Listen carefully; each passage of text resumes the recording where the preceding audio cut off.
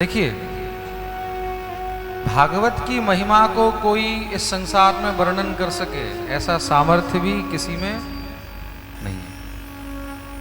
भगवान की महिमा और भागवत की महिमा को कोई भी अपनी जिह्वा से वर्णन नहीं कर सकता है। जिस प्रकार सूर्य के प्रकाश का कोई वर्णन नहीं कर सकता, कर सकता है? कोई आपसे पूछे कि सूर्य का प्रकाश कैसा है, आप बता सकते हैं? हैं? नहीं बता सकते ना। उसी प्रकार भगवान की महिमा क्या है? महिमा ही उसका प्रकाश है।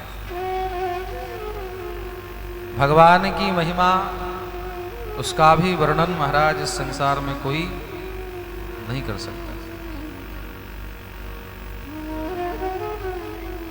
लेकिन भागवत की महिमा में कुछ विशेष बातें हमको पता होनी चाहिए। जैसे भगवान स्वयं कहते हैं, श्रीमद्भागवतम नाम पुराणं लोकविश्रुतम् शृणुयात् श्रद्धया युक्तो मम संतोषकारकम्।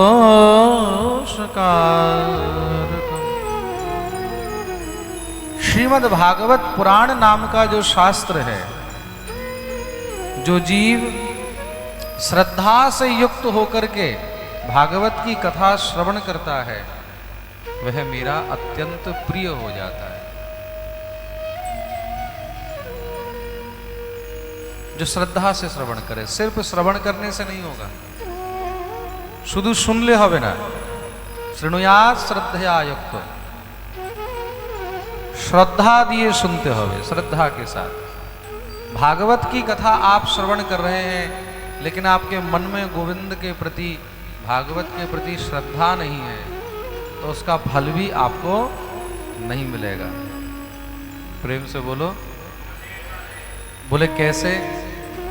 बोले भोजन खाने से ही उसका स्वाद नहीं मिलता है। भोजन का स्वाद तभी मिलेगा जब आपकी रसना में, यानी कि जिह्वा में स्वाद की शक्ति होगी, जब आपकी रसना में अनुभूति होगी, तभी आपको भोजन का स्वाद मिलेगा। कभी कभी देखना आदमी बीमार हो जाता है तो उसको आप कुछ भी खिला दो, कोई स्वाद ही नहीं मिलता।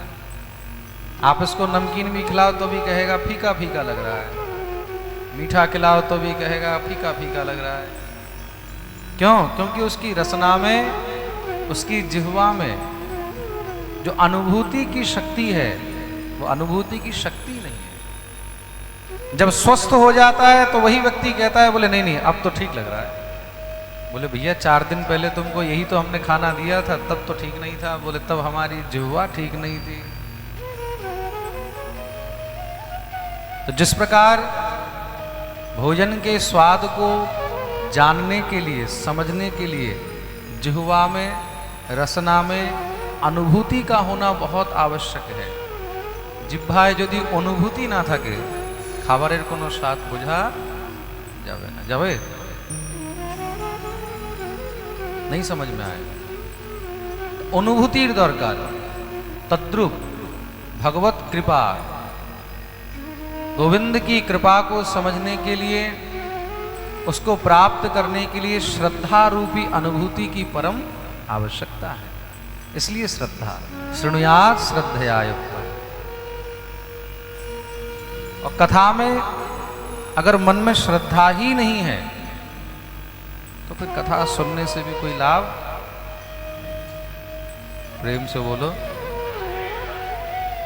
अरे बोलो ना, और जोर से, और जोर से, और जोर से। जय जय श्री राधे। और सिर्फ इतना ही नहीं, अगर कोई नित्य भागवत का एक श्लोक भी पाठ करता है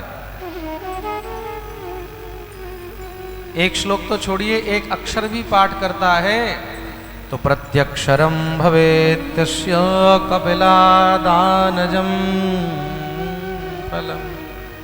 प्रत्येक अक्षर में कपिलादान का फल है। कपिला माने एक गाय है, गाय का नाम है कपिला। बहुत ध्यान रखना, गाय की भी कैटेगरी है। गौ माता जो है ना, गौ माता में भी तो कपिला माने कामधेनु। कपिला किसको कहते हैं? जोर से बोलो। कामधेनु।